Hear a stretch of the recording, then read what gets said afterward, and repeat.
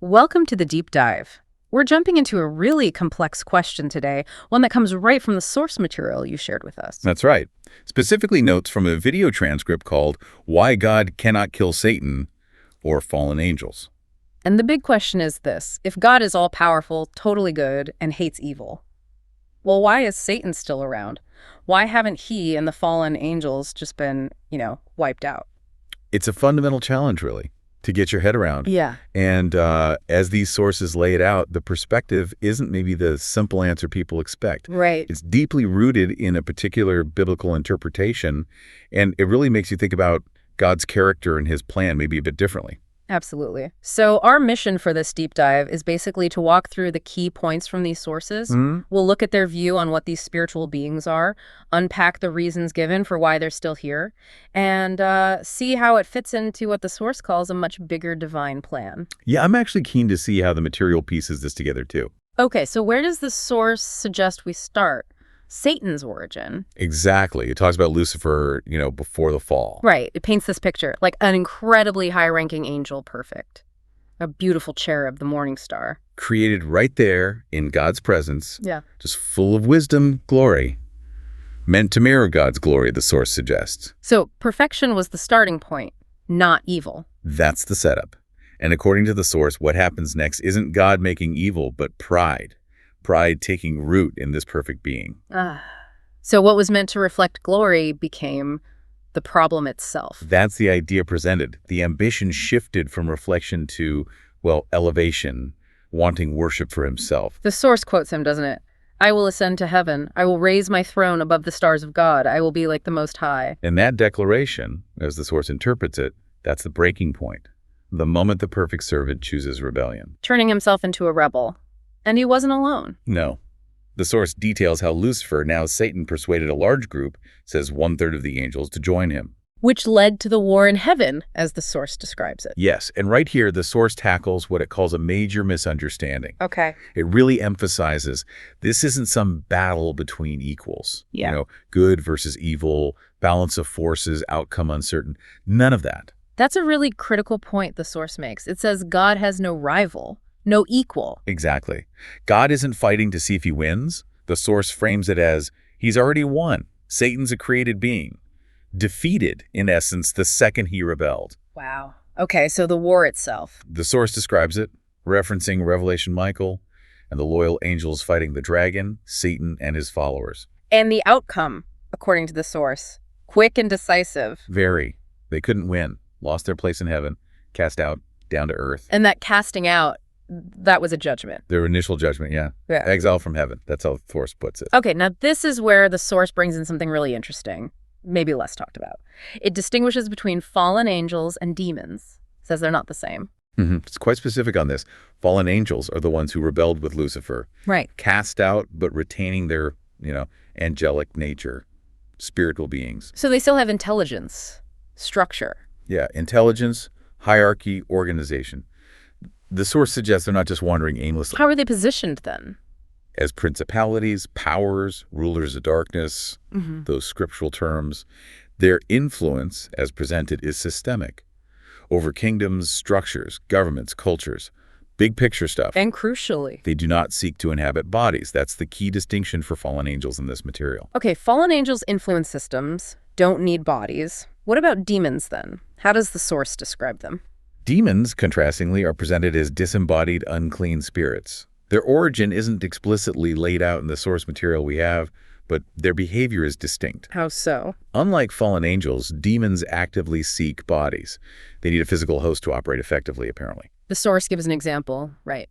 Yeah, from Luke's gospel. The demons begging Jesus to let them enter the pigs rather than be sent into the abyss. Yeah. That shows their desire for a physical vessel. So just to clarify the source's view, fallen angels work on a macro level, influencing systems, while demons are these disembodied spirits looking for individuals to possess. That's the distinction drawn. Fallen angels have rank, target systems. Demons are disembodied, target individuals needing bodies. Okay, so with that distinction made, we circle back. If they were defeated, cast out, why weren't they just obliterated? End of story. Right. And the source offers, several interconnected reasons. starting with their basic nature. Their spiritual nature. Exactly. Spirits don't just die like physical bodies. Satan, fallen angels. They're spiritual. The source suggests they can't just cease to exist in the way we understand death. It's a different kind of existence. Beyond just being spirits, though. There's a huge point about divine justice. God is perfectly just. And the source argues, based on its interpretation, that nobody gets destroyed without facing judgment first. A formal judgment. And their time for that judgment. It hasn't come yet. Not the final judgment, no. It's presented as a future appointed event. Part of God's divine order, his timeline. So it's not about God needing more evidence or anything. No, it's about divine process. A public declaration of truth before the universe, essentially. Like that great white throne judgment in Revelation. It's a set date, but it's future. This also seems tied into the source's idea of God's overall plan, his sovereignty. Very much so. It suggests God isn't just reacting. He's moving with purpose, weaving everything, even rebellion, into this larger plan. His patience isn't weakness. It's part of his character. Love and justice working out. And he's still in control. Absolutely. The source is clear. God is sovereign. He sets the limits. Satan can only operate within those boundaries. It mentions Job. Satan needed permission. Right. The Job example. So God is waiting for that final judgment as part of this overarching strategy. Which brings us to what feels like a really central piece of the argument in the source. Free will. Oh, hugely central. The source argues God values genuine choice, free will, way more than just forced obedience. He made angels and humans with the ability to choose, not robots. Because real love has to be chosen, can't be forced. That's the essence of it. Granting that freedom inherently included the risk of it being misused. Risk of rebellion was part of the package, so to speak. The source poses some challenging questions there, doesn't it? Like, what's faith without the possibility of doubt? Obedience without the choice to disobey? Precisely. Love without an alternative. It wouldn't be real. God desires relationship based on genuine, chosen love and loyalty. And the source then argues, destroying Satan immediately after he chose rebellion would have, undermined that very freedom. That's the provocative idea. It frames it like saying, okay, you're free, but oops, wrong choice, you're canceled. That wouldn't be real freedom, the source suggests. It would be manipulation. So God respects the choice, even a catastrophic one, to remain true to the principle of freedom he established. That's challenging. It is. It suggests God's faithfulness to his own design, even when his creatures misuse the freedom he gave them. And there's another layer, too, presented in the source. Yeah. Allowing this rebellion to play out within limits actually serves a purpose for the rest of creation, like learning. Exactly. Learning and transformation. The source asks, if God had just zapped Satan instantly, what would everyone else have learned? Fear, maybe. Forced compliance. Probably. Not necessarily genuine loyalty or holiness or discernment or understanding redemption. The source argues God wants a kingdom built on love and transformation, which is a process, not just fear-based obedience. Okay, this leads to another really complex idea from the source. The idea that Satan, even in his evil, might unintentionally be serving God's purpose. It definitely explores that. Not because God approves of evil, obviously, but because God's sovereignty is presented as so complete, he can even use enemy actions for his ultimate glory. That's a big concept. Does the source give examples? It does. A key one is Jesus' temptation in the wilderness. Right. Satan's goal was to make Jesus fail. Clearly. To weaken him, derail the mission. But the source argues, by overcoming those temptations, Jesus actually demonstrated his authority, his worthiness. He succeeded where Adam failed. So Satan's attack inadvertently proved Jesus was qualified. Proved he could bear the sin of the world. Yeah.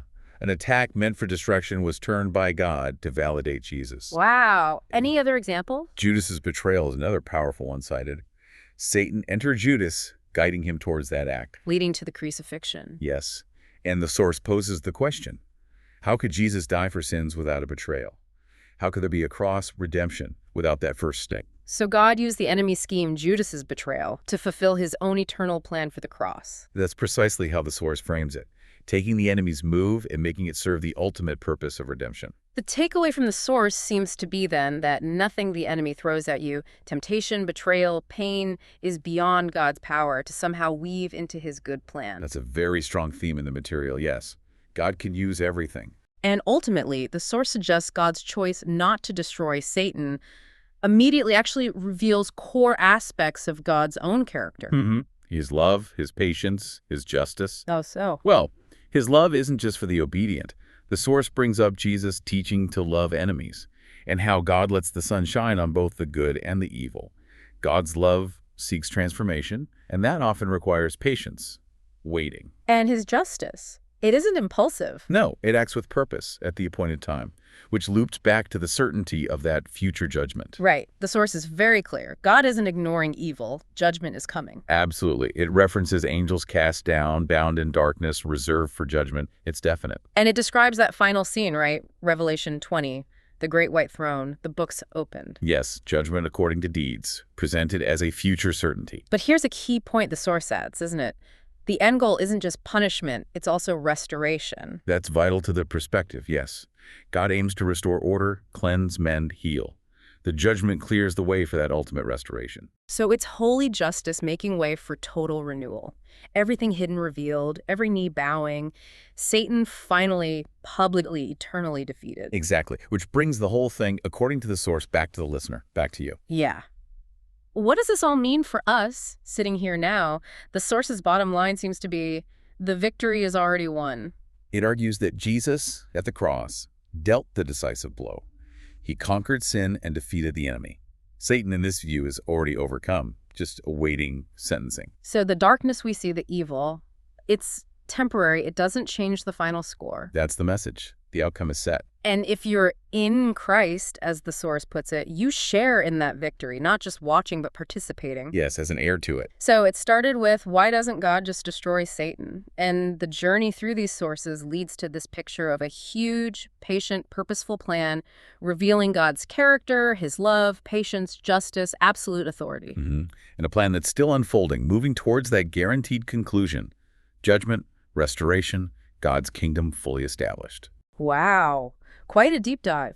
We've traced the source's path from Lucifer's fall through that interesting distinction between fallen angels and demons, to the complex reasons given for their continued existence, spiritual nature, divine justice, the immense value placed on free will, creation learning, and even God using enemy actions for his own ends. And how all that reflects God's character and points to that certain future judgment and restoration. It's definitely a perspective trying to tackle some tough questions within a framework of God's total control and ultimate good purposes based on this source material. It really is. Okay, so as we wrap up this exploration of the material you shared, here's that final thought to chew on. Ponder the implications, as presented here, of a love so committed to real freedom that it would allow rebellion, trusting its own power to ultimately bring redemption and transformation even from the resulting chaos. What might this perspective on God's plan mean for how you navigate your own choices and challenges, knowing, as the source insists, the final victory is already secure? Definitely gives you a lot to think about. Indeed. Thanks again for bringing these sources for our deep dive. It's been fascinating.